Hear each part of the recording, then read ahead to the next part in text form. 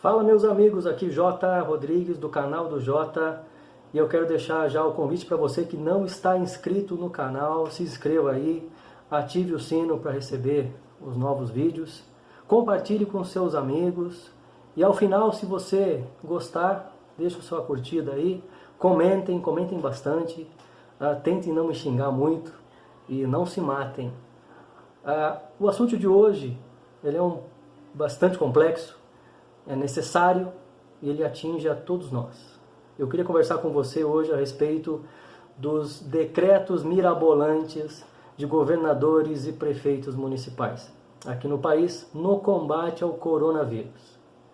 Antes de falar dos decretos propriamente ditos, a gente vai ter que entender o que é decreto e o que aconteceu para que a gente chegasse na situação que nós estamos hoje. Para entender decreto, a gente precisa conhecer um pouquinho sobre hierarquia das leis e também conhecer a pirâmide de Kelsen, Hans Kelsen, que foi um filósofo e jurista austríaco que criou uma pirâmide com várias divisões ali de leis. As mais acima são as mais importantes, as que têm mais poder, as mais abaixo menos poder. Adaptado aqui para o direito brasileiro, a nossa pirâmide ficou assim. Depois você confere lá no YouTube uma imagem, alguma coisa, para tirar suas dúvidas, mas mais ou menos assim. No topo da pirâmide nós temos a Constituição Federal e suas emendas. Logo abaixo nós temos as leis especiais e leis complementares. Abaixo nós temos as leis ordinárias. E na base, em último lugar, nós temos as normas infralegais. E dentre elas nós temos o decreto. O decreto ele é a prerrogativa exclusiva do chefe do Poder Executivo, nos 3 níveis, federal, estadual e municipal. Então é presidente, governador e prefeito que podem editar decretos. O decreto que a gente conhece aí. Existe o decreto legislativo, mas é outra história. O decreto, ele não cria leis, isso é importante. Ele não pode criar, o prefeito não pode, ou o presidente ou o governador não pode editar um decreto criando uma lei nova como regra. O decreto ele serve simplesmente para regulamentar a lei já existente e precisa conter lá, num dos artigos daquela lei existente, a previsão de que aquele assunto será regulamentado por decreto. Aí ele vai dizer de quem, né? Se é do presidente, se é do governador, se é do prefeito. Tem a lei, a medida provisória de combate ao coronavírus, é uma medida provisória federal, claro. E ali tinha vários dispositivos, não vai dar para entrar nessa lei por causa do tempo, mas eu sei que teve uma polêmica lá com relação à edição de decretos, que estava prevendo naquela lei, e mais uma vez o STF foi chamado à discussão, e numa decisão que, de novo, ao meu ver, está errada, ele esvaziou o poder do presidente da República e delegou todo o poder de criar iniciativas de combate ao coronavírus.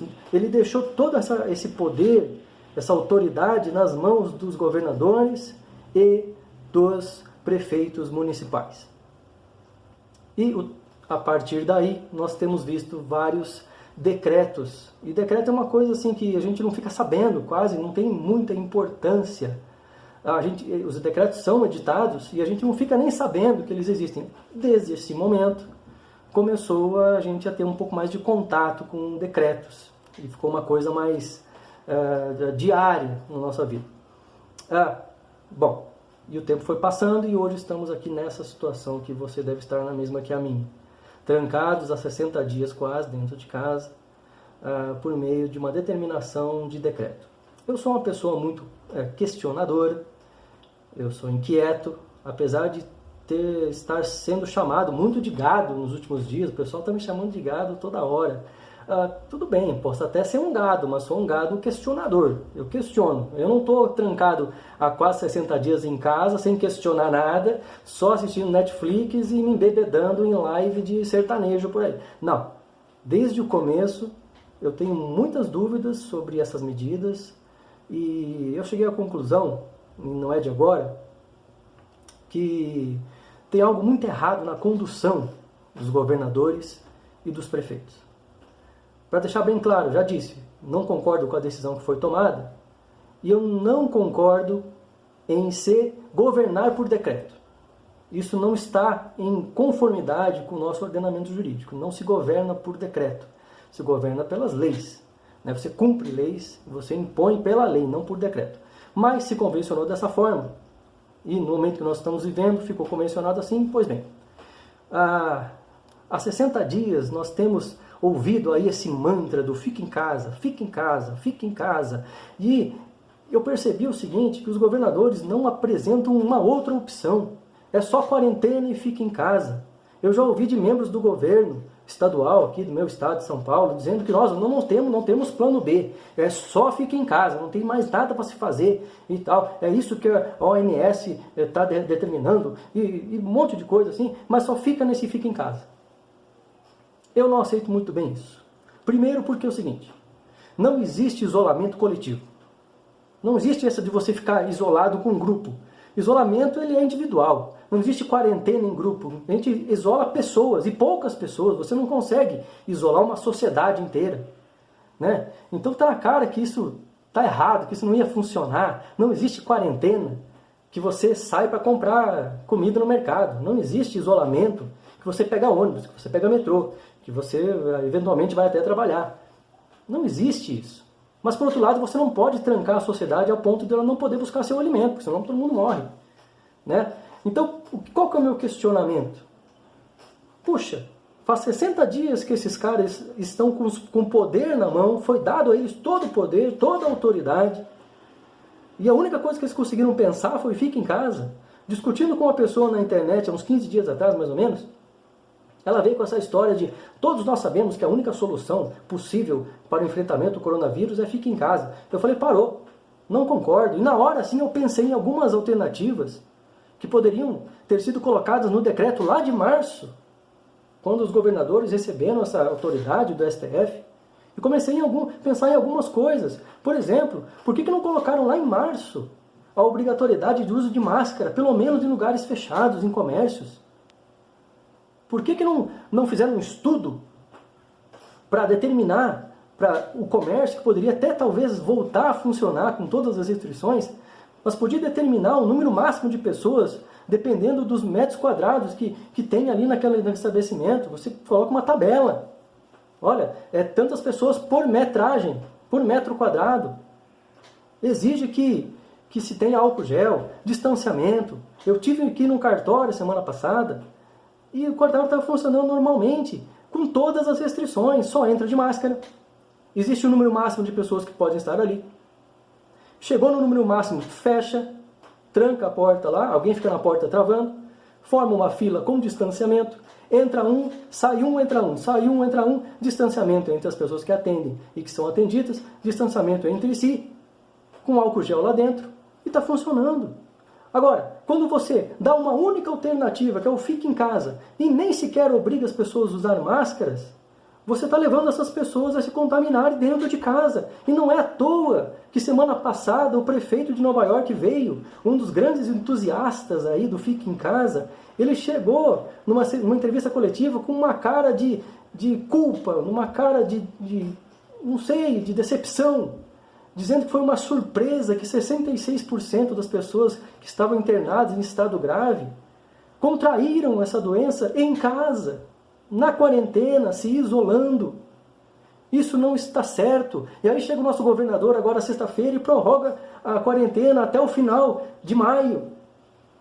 Ora, nós estamos, meus amigos, nós estamos escravos, reféns de governadores e de estado e de prefeitos que governam por meio de decreto. Quando falo em decreto, eu remonto lá à época do regime militar, ou da ditadura militar, como você quiser dizer, que existiam os decretos-lei, onde o presidente governava por decreto, mas nem naquela época o decreto-lei estava acima da Constituição, pelo menos isso se respeitava. Sabe, essas pessoas pegaram toda essa autoridade que foi dada, todo esse poder que foi dado, estão usando para criar abusos. Eles conseguiram duas coisas. Duas coisas eles conseguiram com isso. Que as pessoas se contaminassem em casa e destruir com a economia do Brasil. São três, na verdade, mais uma. acabar com diversos direitos e garantias fundamentais da Constituição brasileira por meio de decreto, uma coisa que eu nunca vi na minha vida. Ora, se você não acredita que nós estamos nas mãos dessas pessoas e que toda a autoridade foi dada para elas não estão sabendo usar, pelo simples detalhe de que elas se esquecem que na República tem uma palavrinha que elas odeiam, mas que está ali, é a essência da República, que se chama responsabilidade.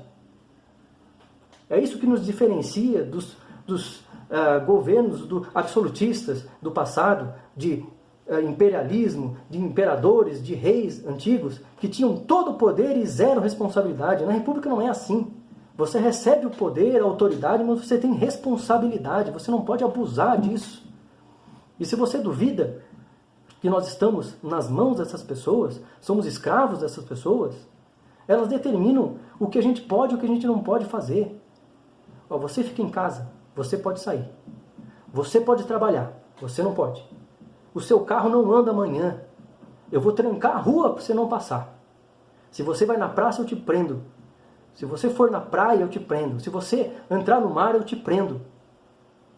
E só nesses exemplos que eu dei aqui agora, existem aí 5, 6 direitos e garantias fundamentais da Constituição brasileira, que são cláusulas pétreas, que não podem ser sequer modificadas nem por emenda constitucional, que estão sendo suprimidas, revogadas ou suspensas por decreto de governador e de prefeito. Olha, se você não acredita, só no que eu falei tem proibição de direito de ir e vir, livre iniciativa, direito ao trabalho, o direito de você ter o devido processo legal para que você seja preso, o direito de você ter uma lei anterior que defina o seu ato como crime, para que você possa ser preso em flagrante. Porque, pelo que me consta, não existe nenhuma lei que diga que ir à praça é crime, que ir à praia é crime, ou que entrar no mar é crime. Mas virou crime por decreto. E aí, voltando à questão da responsabilidade, vai chegar um momento em que nós, como sociedade civil, vamos ter que nos levantar e cobrar essa gente dos abusos que elas estão cometendo.